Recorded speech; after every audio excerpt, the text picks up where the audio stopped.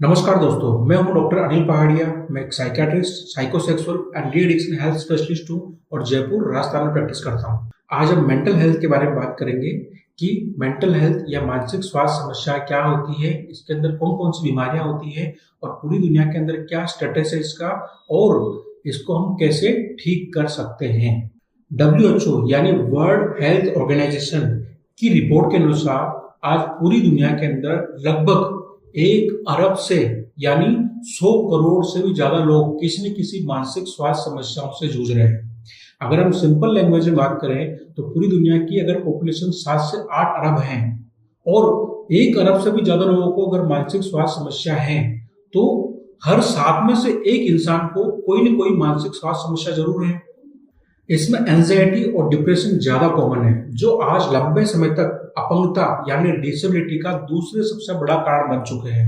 हर साल ये कंडीशंस वैश्विक अर्थव्यवस्था को करीब 81 लाख करोड़ रुपए का नुकसान पहुंचाती है। WHO ने कई देशों से ये अपील की है कि आप मानसिक स्वास्थ्य को लेकर अलर्ट हो जाएं और इसमें ज्यादा से ज्यादा निवेश करें और इनकी सेवाओं में ज्यादा से ज्यादा विस्तार करें। WHO की अपील के बाद आज पूरी दुनिया में कई सारी कंट्रीज ऐसी है जो मेंटल हेल्थ प्रोग्राम चलाती है।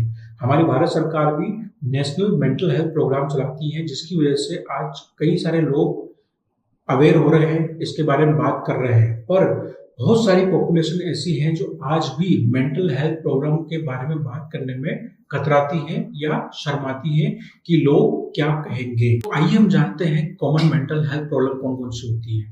Depression, anxiety, obsessive compulsive disorder, somatoform disorder, hysteria, conversion reaction, साइकोसिस, psychosexual disorders, substance use disorder जैसे अल्कोहल, गांजा, भांग, टोबैको, स्मोक एडिक्शन और चाइल्डहुड साइकियाट्रिक डिसऑर्डर जैसे चाइल्डहुड डिप्रेशन, चाइल्डहुड साइकोसिस, ADHD, autism, conduct disorder, ODD, ये सब चाइल्डहुड साइकियाट्रिक डिसऑर्डर के अंदर आते हैं। और कुछ पर्सनालिटी डिसऑर्डर होते हैं जैसे anti social personality disorder, borderline personality disorder, anarchistic personality disorder, dependent personality disorder और भी कई सारी पर्सनालिटी डिसऑर्डर इसमें आते हैं। तो इसमें सबसे कॉमन है डिप्रेशन। डिप्रेशन में इंसान सबसे ज्यादा उदास रहता है, उसका किसी चीज में इंटरेस्ट नहीं आता है। जिन चीजों में पहले इंटरेस्ट आ रहा होता है, जैसे बाहर घूमना, दोस्तों से बात करना, बाहर खाना खाना, या किसी को म्यूजिक में इंटरेस्ट है तो म्यूजिक में इंटरेस्ट आना, आजकल उन चीजों में इंटरेस्ट आना बंद हो जाता है। इंसान डिप्रेशन में लोगों से कटा कटा रहता है, अकेले बैठा रहता है, लोगों से बात करना बंद कर देता है, नींद कम आती है या ज्यादा आती है, भूख कम लगती है या ज्यादा लगती है, उसकी कॉन्सेंट्रेशन पावर खत्म हो जाती है, उसका काम करने का जो कैपेसिटी है वो कम हो जाती है। कई बार डिप्रेशन इतना घातक हो जाता है कि उसको सुसाइडल थॉट्स भी आने लग जाते हैं, उसके मरने के ख्याल लग जाते हैं, या फिर कानों में आवाज आना, कुछ अजीब सी परछाई दिखाई देना, ये होता है सीवियर डिप्रेशन के अंदर।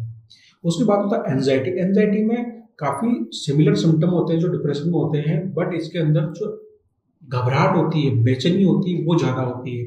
कई बार पैनिक अटैक तक आ जाता है। पैनिक अटैक मतलब एकदम तेज घबराहट हो जाना, एकदम पसीना आने लग जाना, या ऐसा लगता है उस समय कि अब तो मरे मरे मरे।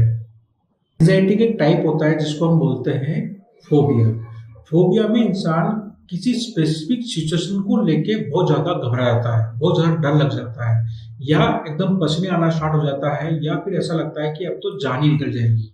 तो कुछ कॉमन फोबिया जैसे एक्रोफोबिया, हाइट से डर लगना, ऊंचाई से डर लगना, साइनोफोबिया, कुत्ते या डॉग से डर लगना, एरेक्नोफोबिया, स्पाइडर या मकड़ी से डर लगना, ऑफिडियोफोबिया मतलब सांपों से डर लगना, एलुरोफोबिया मतलब कैट से डर लगना, जूफोबिया मतलब ओरल एनिमल से डर लगना, जीनोफोबिया मतलब स्ट्रेंजर जो अजनबी लोग होते हैं उनसे डर लगना, ट्रिपेनोफोबिया इंजेक्शन से या फिर कोई मेडिकल प्रोसीजर होने वाला हो उससे डर लगना, लेटरोफोबिया डॉक्टर से डर लगना, डेंटोफोबिया डेंटिस्ट से डर लगना। ऐसे होता है पायरोफोबिया जिसमें आग से डर लगता है, हाइड्रोफोबिया, एक्वाफोबिया मतलब वाटर से या पानी से डर लगना, और फोबिया जैसे डिप्टोफोबिया डार्कनेस से या अंधेरे से डर लगना, agoraphobia fear of public places, public place पे जाने से डर लगना। एक होता है क्लोस्ट्रोफोबिया मतलब क्लोज स्पेस में या लिफ्ट में जाने से डर लगना, एरोफोबिया मतलब फियर ऑफ फ्लाइंग या हवा से डर लगना, माइसोफोबिया मतलब जम से, डर से या धूल से डर लगना। एक होता है ग्लोजोफोबिया मतलब पब्लिक स्पीकिंग से डर लगना, एस्ट्रोफोबिया फियर ऑफ लाइटनिंग और थंडर, हेमोफोबिया, ब्लड से डर लगना, एक आजकल नया फोबिया है जिसको हम बोलते हैं नोमोफोबिया। इसका मतलब होता है कि जैसे आप अपना फोन यूज नहीं कर पा रहे हैं या आपका फोन चल नहीं रहा है, नॉट वर्किंग है, या सोशल मीडिया आप उसका यूज नहीं कर पा रहे या कॉल आ रहा है आप उठा नहीं पा रहे हो, जो अंदर से जो एंजाइटी होगी आपको, जो घबराहट होगी, जो बेचैनी होगी, उस सिचुएशन को हम बोलते हैं नोमोफोबिया। एंजाइटी और डिप्रेशन के अलावा हम साइकेट्रिक इलनेस के अगर बारे में बात करें तो एक होती है ओसीडी, ऑब्सेसिव कंपल्सिव डिसऑर्डर। इसमें इंसान के दिमाग के अंदर लगातार अनवांटेड, ना चाहते हुए भी विचार चलते रहते हैं जो इंसान के कंट्रोल से बाहर होते हैं। वो विचार पूरे दिन 24 आवर दिमाग के अंदर चलते रहते हैं। फॉर एग्जाम्पल, जैसे विचार आया कि मेरे हाथ गंदे हैं, मेरे को हाथ धोना है, तो इंसान हाथ धोने जाएगा, हाथ धो के आया, फिर दिमाग के अंदर थोड़ा आया मेरे तो हाथ वापस गंदे हो गए, फिर इंसान जो पेशेंट होता है बार बार हाथ धोता है। और एग्जाम्पल की बात करें, जैसे लॉक लगा के चेक करना, लॉक लगा के आया, फिर दिमाग में थोड़ा आया कि मैंने लॉक लगाया नहीं लगाया, वापस चेक करता हूँ, तो इंसान पेशेंट वापस उसको चेक करने जाता है। और भी कई एग्जाम्पल हो सकते हैं, जैसे सफाई का थॉट्स आना, तो ये होता है ओसीडी। इसके अलावा एक और मेंटल हेल्थ प्रॉब्लम होती है जिसको हम बोलते हैं स्किज़ोफ्रेनिया। स्किज़ोफ्रेनिया साइकियाट्री की सबसे घातक बीमारी के अंदर मानी जाती है। ये क्रोनिक मेंटल हेल्थ प्रॉब्लम होती है जिसमें पेशेंट को शक होना स्टार्ट हो जाता है, वो सस्पिशियस हो जाते हैं।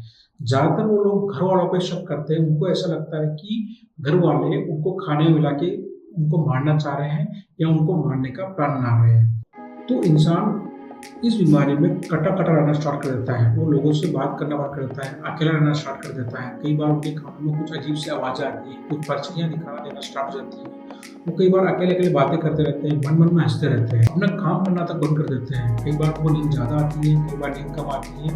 उनका एक अजीब सा व्यवहार रहता है, अजीब सा बिहेवियर करने लग जाते हैं, कई बार बहुत ज़्यादा गुस्सा करने लग जाते हैं, गाली देने लग जाते हैं। तो ये होती है स्किज़ोफ्रेनिया। तो मैंने अभी आपको कुछ कॉमन मेंटल हेल्थ प्रॉब्लम के बारे में जानकारी दी है। अगर आपको ये जानकारी अच्छी लगी हो तो आप उसको शेयर कर सकते हैं और लोगों की हेल्प कर सकते हैं। और कोई आपके आसपास इस टाइप का मरीज नजर आता है तो आप नज़दीकी साइकियाट्रिस्ट से संपर्क करके उनका इलाज करा सकते हैं। धन्यवाद।